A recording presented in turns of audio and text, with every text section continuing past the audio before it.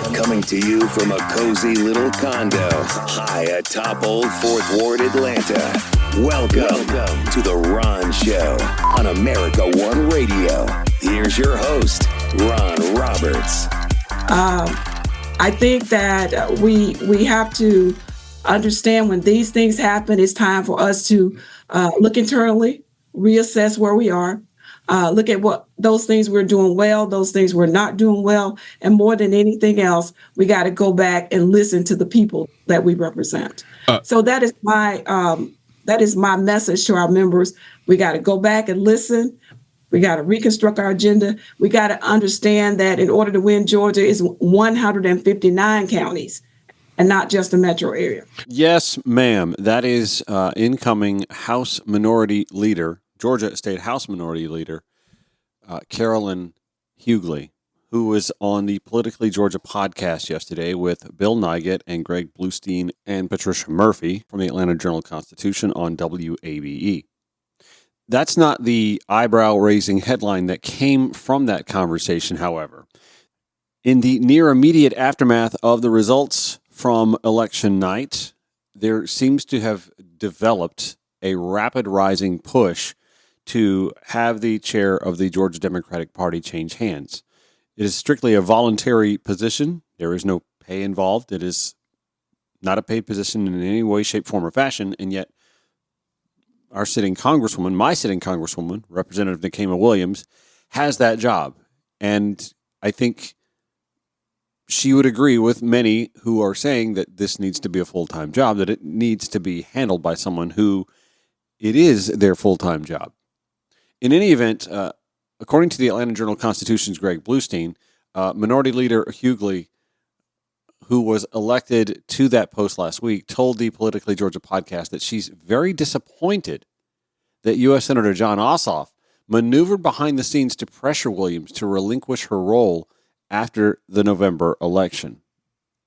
Bill Nigett, who, by the way, announced earlier this month his intention to retire. Good for him, man. He's had a nice long run. Anyway, he asked this of Representative Hughley. Leader Hughley, now that you are in a leadership role, what's your position right now on Congresswoman Nikema Williams, whether it's time to find a new chair for the state Democratic Party? Well, let me just say it this way. The Democrats have been through a lot, and I think it is ill-timed and ill-advised for us to start another fight amongst ourselves. I'm very disappointed that our U.S. Senator would bring this matter to this point at this time.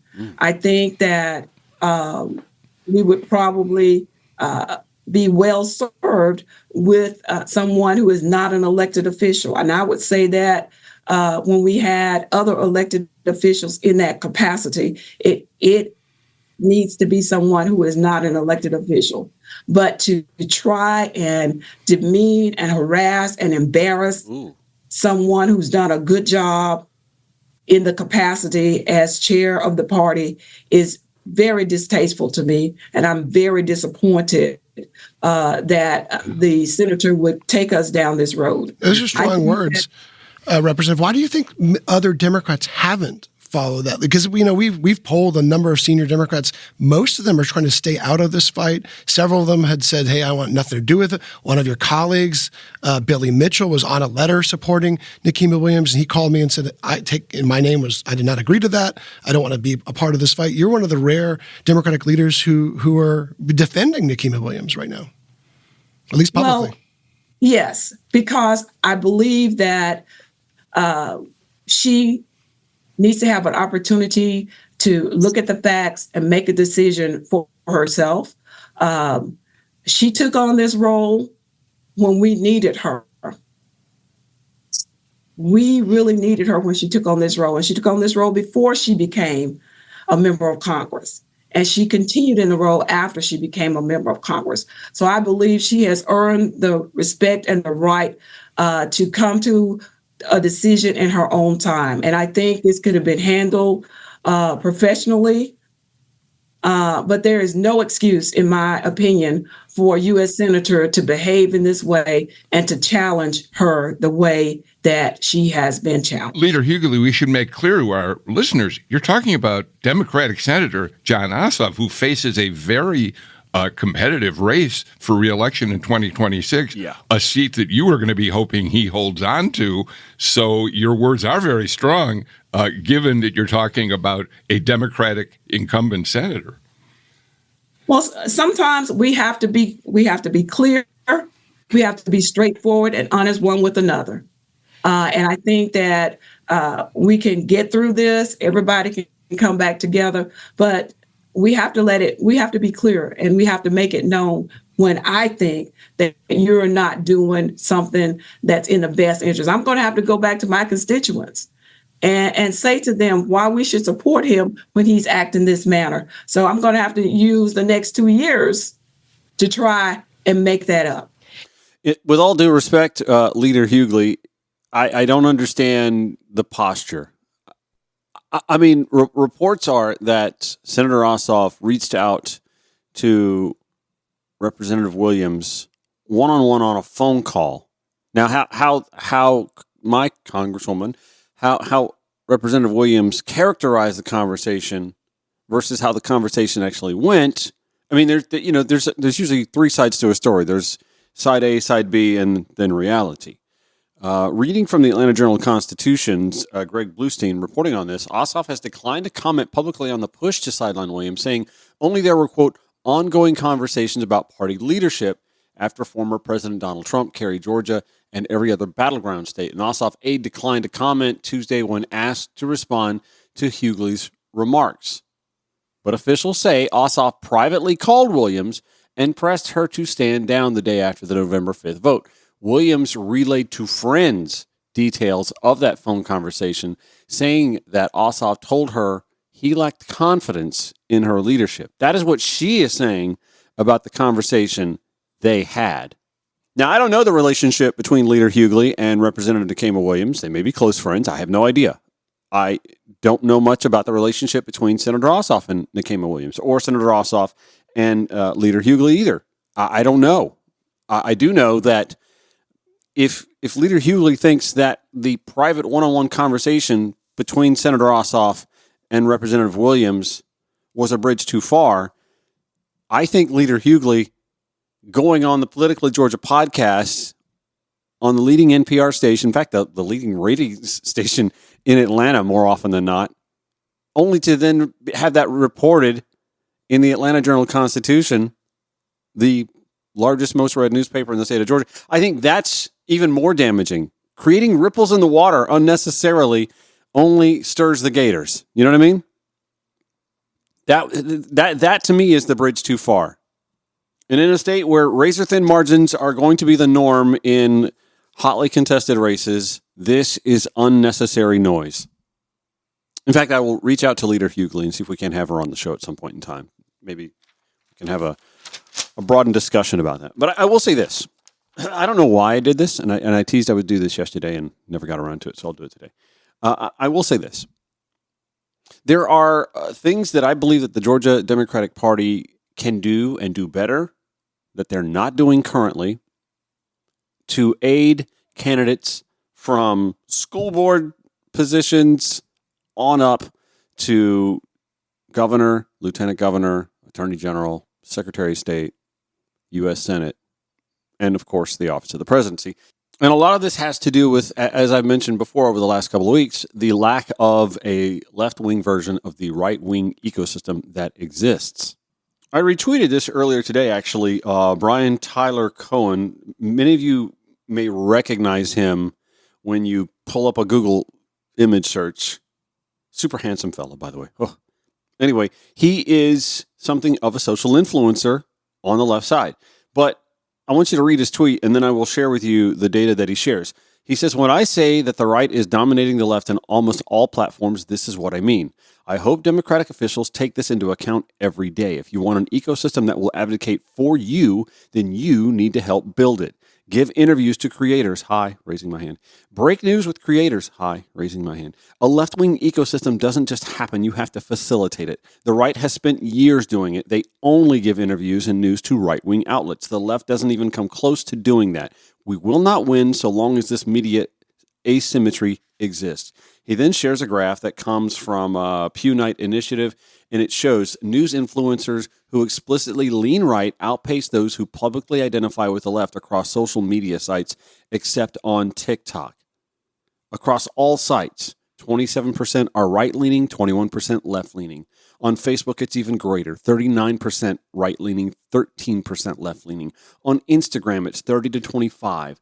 On TikTok, the only platform where left-leaning influencers outpace right-leaning influencers, it's 28 to 25%. On the Twitter X platform, 28 to 21%. On YouTube, 28 to 21%.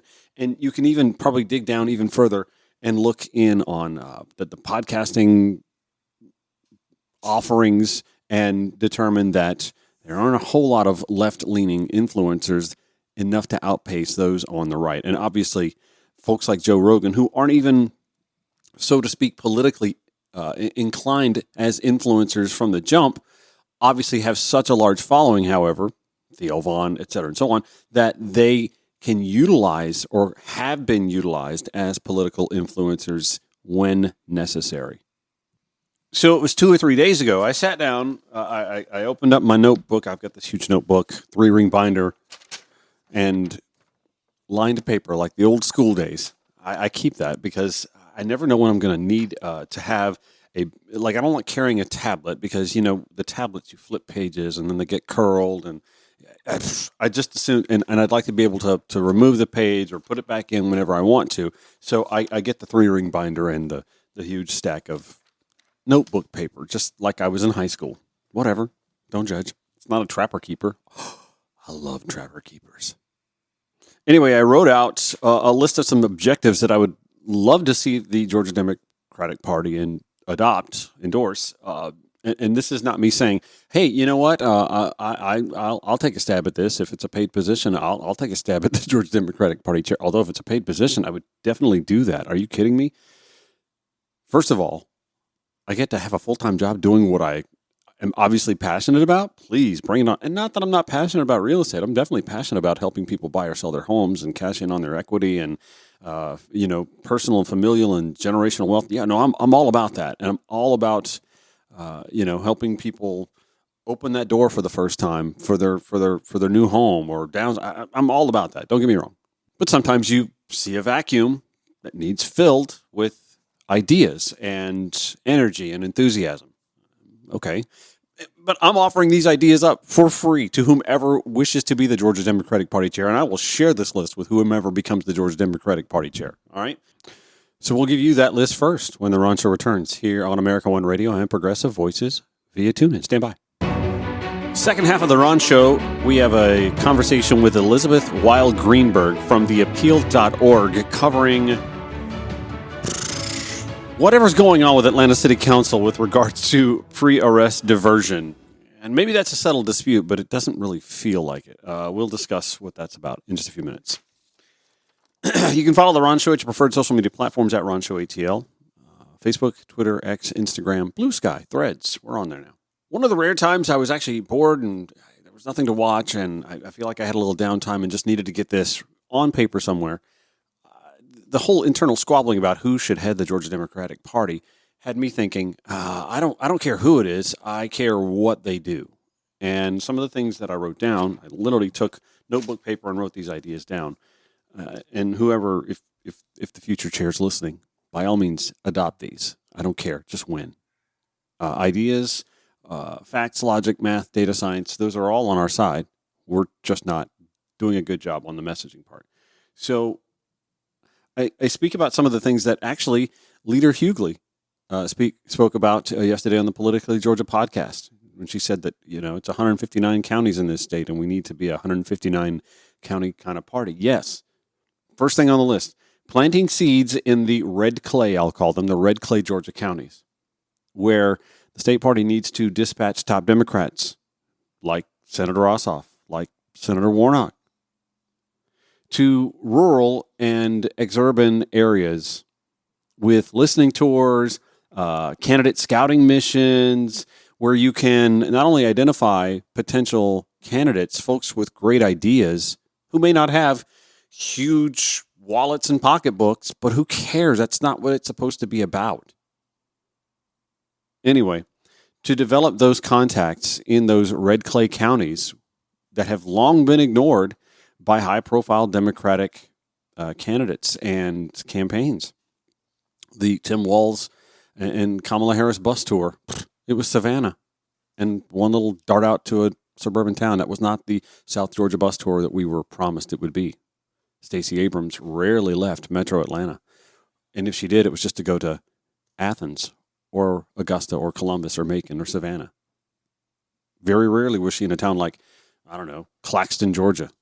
Anyway, heading out to some of these spots, you not only can identify potential candidates, but you actually grow connections so that you can have those connections to call on, solid contacts for future campaign stops when you need somewhere to go for a future campaign stop. Georgia Democratic Party could also stand to have better media portal access, like an online form for interviews, statement requests, downloadable audio and video content. A weekly podcast would be nice. You could even tie that to video and make it a YouTubeable audio-video podcast. But you also have to be a little bit more nimble, too. You can't just wait for your weekly update. No, you have to make sure that you've embraced social media better than we do. And there's like a Georgia House Democrat YouTube and a Georgia Senate Democrat. I mean, there's all these, it's all chopped up and diversionary. So the party needs to work better on their engagement. They need to have a recurring myth versus facts series on platforms like TikTok and Facebook video and Instagram video.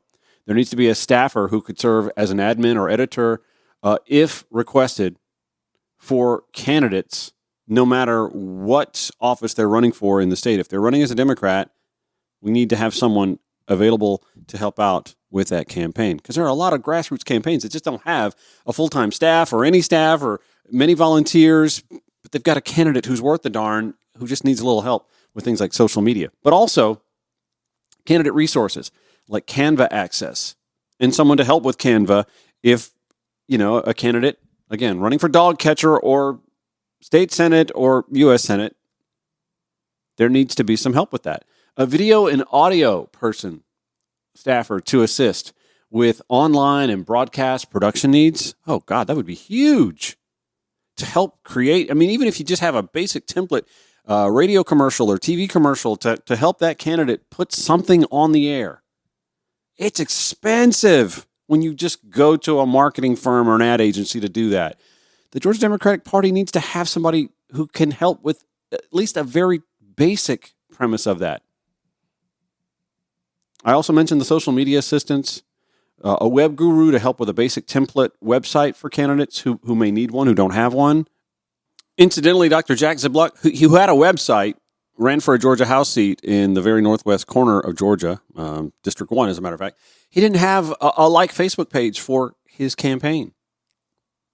The Georgia Democratic Party apparently needs to have someone on staff who can help with that. That's a necessity now. There are folks running for office who just don't have deep campaign coffers and don't have well-heeled friends to hit up for checks. But they need help with resources like that. Or maybe even, how about yard signs? In an election year where you may have someone who's running for a congressional seat and you've got somebody who's running for a school board seat who may be aligned, well, what if those two candidates are able to share resources? One has one side of a yard sign, the other has the other, and then they're kind of pooling the expense a little bit. And that kind of helps get both candidates' message out. Shared yard signs are like a shared billboard space where one half is on one side, the other on the other. In doing so, you are not only obviously advertising both campaigns, but you're engaging both campaigns. You're extending the size of both campaigns by proxy. If Susie's running for a school board seat in Walton County and her yard sign shares space with, I'm just going to say Stacey Abrams running for governor, for example, in 2026 or whatever year you're talking about, you've got an Abrams and Susie yard sign. Well, Susie's going to go out there and share those yard signs because A, she didn't have to spend as much and she got to share the expense with the Abrams campaign or the Georgia Democratic Party, however you do it. But also, I mean, she's just happy she's got a yard sign, for God's sake. She couldn't afford that before, and now she can. And oh, by the way, her yard sign is helping you get the message out about another candidate in turf that you may not be able to cover as well. And here's the thing. I didn't get any of these ideas from looking at other state parties. I have no idea what other state parties are doing. I know what the South Carolina Democratic Party does and doesn't do, and it doesn't do any of this. And they're not succeeding. They're not even coming close to doing what Georgia's doing.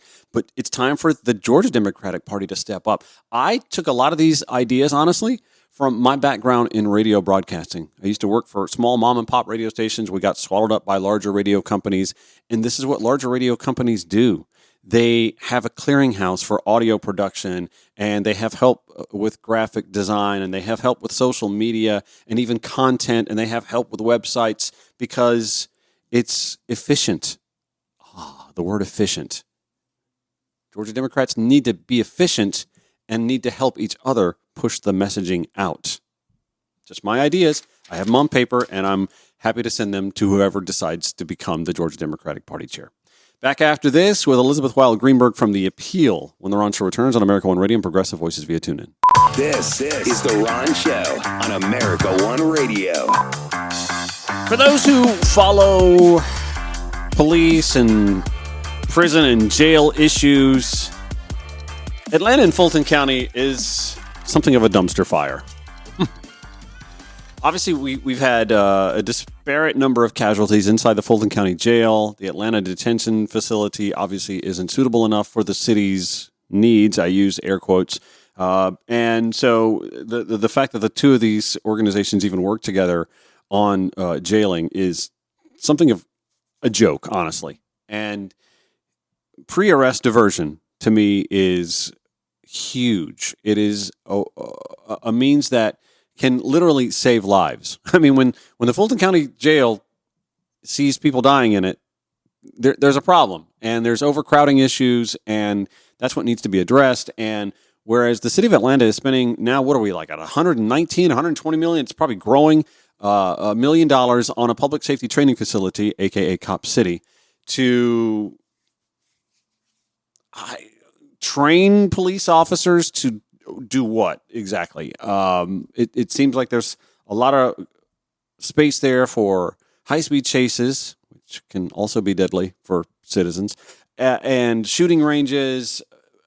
I don't know that it takes a lot of campus space to learn how to solve economic woes. I believe crime exists where opportunity doesn't. Poverty, solving poverty is, to me, the biggest way to do it. $120 million could go a long way towards that. Nonetheless, I have stated my opposition to the Atlanta Public Safety Training Facility, and the city of Atlanta, majority of council, mayor, they don't give a shit. They don't care about my opinion. They don't care about the opinion of more than 100,000 folks who signed a petition either, because they sat on boxes of those petitions and waited us out in court, and now the facility's almost done. So, sorry guys. No, no ballot initiative. Gosh, we just ran out of time. So sorry. We had to continue construction. Anyway, a sidebar story that isn't really a sidebar story. It's become something of a big story here of late. Is that Atlanta City Council and the mayor's office have kind of come to opposition within each other over a pre-arrest diversion program. Riley Bunch of the Atlanta Journal-Constitution reporting that Atlanta City Council Monday night approved the city's contract with the Policing Alternatives and Diversion Initiative after months on hold while the Andre Dickens administration considered other options. Other options that never came to fruition. I mean, he opened up a bid process, a curious little bidding process after a bid process had already been accomplished in the summer where the PAD employees, the folks at PAD, had submitted their application. Were the only ones.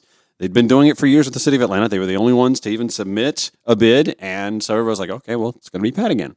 And then he opened up a different sort of a bid process here recently. And it had folks on city council going, wait, why are you doing that? We have this here. And then there's a new pre-arrest diversion program that's run by Grady Healthcare now at the Atlanta Detention Center. It's all very confusing. And with me to help understand the confusion, I hope, is Elizabeth Wild Greenberg with The Appeal at theappeal.org. She has been following this story closely and joins us now. First of all, let's start with you telling us a little bit about The Appeal. Your story's appearing at theappeal.org. We will include those in the show notes at ronshowatl.com. Great. So I'm a senior reporter, senior staff reporter at The Appeal.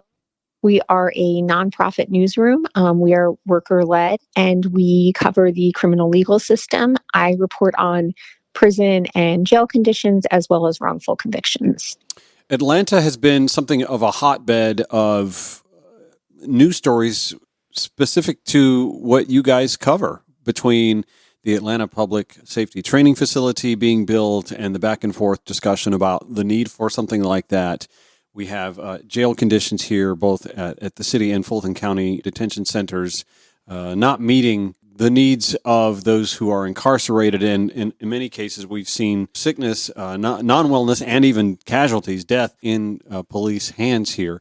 So it comes without much surprise that we are now dealing with what appears to be some confusion, a little back and forth between City Council and the Mayor's office, and a pretrial diversion program here that had been awarded a contract with the city to work on pre-incarceration diversion. So catch us up on what has been transpiring here over the last couple of weeks and why there seems to be some conflict between the mayor's office and some on city council. Yeah, that's a great question. So PAD is a pre-arrest diversion program that serves Atlanta City residents.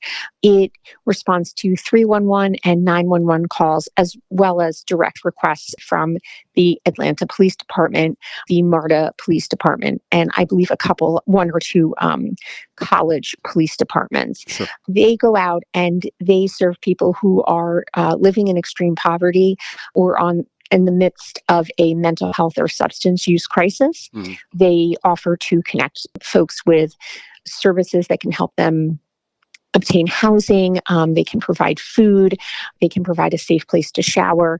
Really, they try to connect people with both to meet their immediate needs as well as connect them to more long-term services.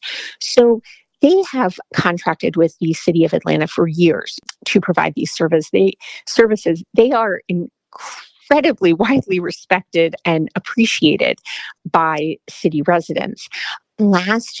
Earlier this year, the city put out a request for proposals. So basically an open bidding process for the services that PAD had been contracting with the city through annual contracts, had been contracting with them to provide for many years. PAD submitted, of course, an application, and in July, they received a letter from the city's procurement office that they had submitted the most qualified application. Apparently, they were actually the only one that submitted an application. And, I spoke to people about this and I think it really speaks to the fact that, PAD is such a community-based organization, and they have really just been the ones who have been providing these services and really even kind of spearheading this program in Atlanta. When I spoke with PAD's executive director, she told me after they got the award letter, they worked with the city on the contract language, and that the next steps appeared fairly perfunctory. It was to go to the council for a vote and then go to the mayor's desk. What happened next is where some of the trouble has started. Mm-hmm. Is it appears that the mayor somewhat interfered with the council's actions on the vote. So what happened is the council was holding the legislation that would authorize PAD's contract.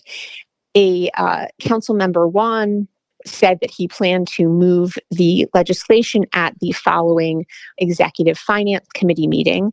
And then at that meeting, which was, I believe it was October 30th, he announced that he had been informed that a special procurement process had been initiated. And this is, I think, for anyone who viewed the city council meeting on Monday, you'll see that tension between the mayor's office and the city council members. So what happened is, as I said, the contract was awarded to PAD, mm-hmm. but then the mayor's office, several months later, initiated what's called a special procurement process. This is an invitation-only process, and it was for nearly identical services that had been covered in the initial open public request for proposals. PAD was not invited to participate in this process. Curious. Yes. And so what it kind of looked like was, well, we didn't get what we wanted the first time around. Let's have a second bite at the apple and see if we can get someone else in here. That's what it certainly gave the appearance that that's what the mayor's office was doing intentionally or not. That is certainly the appearance that it gave off. There were a couple issues with the special procurement process. One is that it was canceled because they received no bids. Well, when you don't invite the one entity that would bid on it to bid on it after they've already bid on it, I guess you're going to have that result. Absolutely. And so in a memo, I received a memo from the city through a public records request, and the memo is dated November 13th, which states that they were requesting the special procurement to be canceled because they had received no bids. Mm-hmm.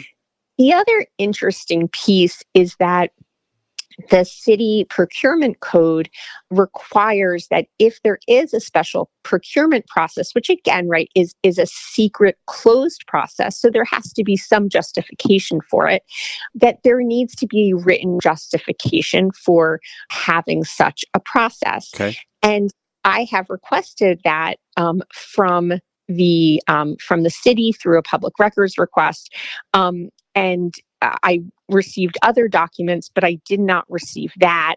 When I asked, the office and pointed out that I had not received it, I was told that the document I was requesting for, quote, written justification for the special procurement process does not exist in the Department of Procurement and therefore cannot be provided. Is that a fancy way of saying it doesn't exist at all? So that's a really good question. And I replied and asked, is there someone else I should ask for it? I tried to phrase it in a different way, using the exact language from the charter. I sent those emails yesterday and have not yet received a response. I will also note that the civil rights group, the Southern Center for Human Rights, mm-hmm. has requested the same document, and they have also received other documents in response to their request, but not this written justification. Mm-hmm. So can I ask, I noticed that the Atlanta Journal-Constitution reported that the mayor's office had brought up the opening of their new Center for Diversion and Services, which is inside the city detention center, I guess sort of offering some similar services. Is there some thought to the fact that maybe the mayor is at the last minute trying to roll back any relationship that the city has with PAD because they believe that their center now can handle those services within the city's budgetary scope already? Yeah, I'm really glad you brought that up. So the Diversion Center has played an interesting role in this. So in the first request for proposals back in April, the one that found PAD to be the most qualified, and again, they were the only organization to submit a bid. That request for proposals actually accounted for the diversion center, and there's language in there that says, we will be opening this diversion center. Please account for that in your application, in terms of how that will affect the services that you deliver. Okay. As there may be a less of a need for services provided on the street because we have this new center. So that was already accounted for. The diversion center had been years in the making. It had actually, the creation of it had actually been spearheaded by PAD, and PAD is contracted to provide case management for the diversion center clients, and they are one of the only organizations that can actually kind of walk clients right into the diversion center. So PAD has played a central role in developing the diversion center and will play a central role in serving its clients.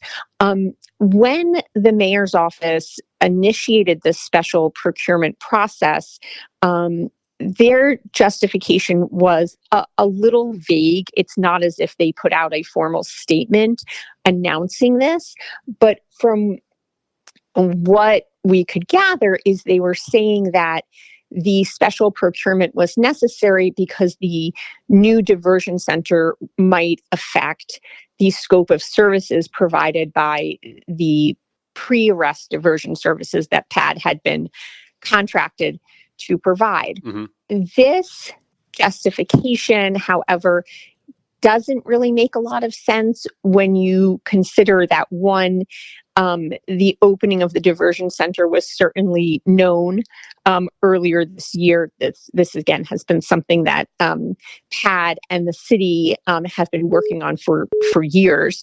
So this was known at the time of the request for proposals came out, and certainly at the time when PAD was awarded the contract in July.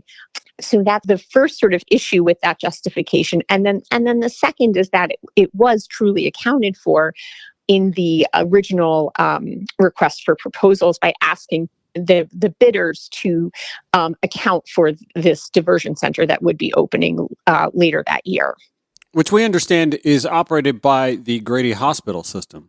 I'm not 100% sure who operates the diversion. Yeah, I'm just reading from the Atlanta Journal-Constitution, and it says here that they expect that the center will divert 14% of the individuals brought by police to Grady Hospital's emergency psychiatric and potentially freeing up 130 psychiatric emergency room beds a month at the hospital. And I'm just, again, I know you're reporting that they asked PAD when submitting a proposal in the RFP process to take into account that there would be this center at the detention center that would be operated by the Grady Hospital system. I'm just trying to connect the dots here and see where the disconnect might be. Obviously, PAD knew that they were going to submit a proposal knowing that they would likely need to provide lesson services based on that, but apparently in this process, somewhere along the line, whether it's the mayor's office or city council or both, there seems to be a disconnect about what is to be provided and for how much.